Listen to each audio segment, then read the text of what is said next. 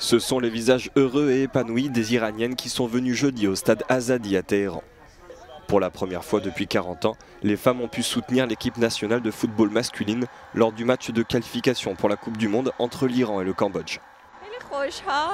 Nous sommes si heureuses et enthousiastes parce que nous n'avons pas pu voir ce rectangle vert depuis des lustres.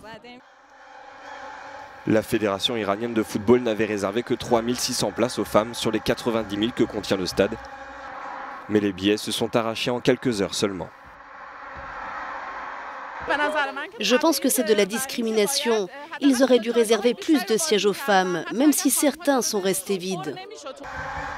Auparavant, les femmes devaient se déguiser en hommes pour pouvoir entrer dans l'enceinte du stade. En septembre dernier, une fan voulant assister à la rencontre de son équipe favorite s'était fait arrêter par les autorités. Craignant la prison à vie, elle s'était immolée par le feu.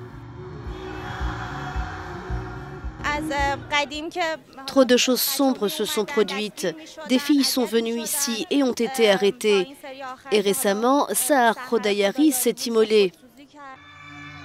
Ces supportrices accusent la fédération iranienne d'avoir cédé à la pression de la FIFA après que l'instance dirigeante du football mondial a menacé l'Iran d'exclusion de compétitions internationales. Mais les responsables iraniens insistent sur le fait que la décision d'admettre ces supportrices dans le stade a été prise sur la base des demandes des femmes et non de pressions extérieures.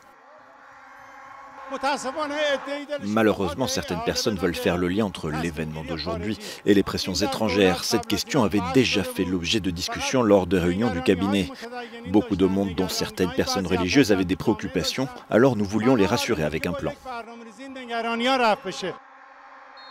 Jeudi, elles ont pu assister à la large victoire de leur équipe nationale 14-0 sur celle du Cambodge. Mais l'enthousiasme aura clairement été de leur côté durant toute la partie. Elles se sont montrées bien plus brillantes, colorées, motivées et festives que leurs homologues masculins.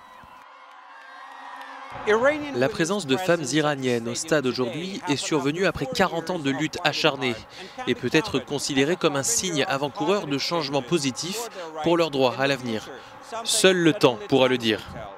Hamid Reza Homayounifar at Azadi Stadium in Tehran for Euronews.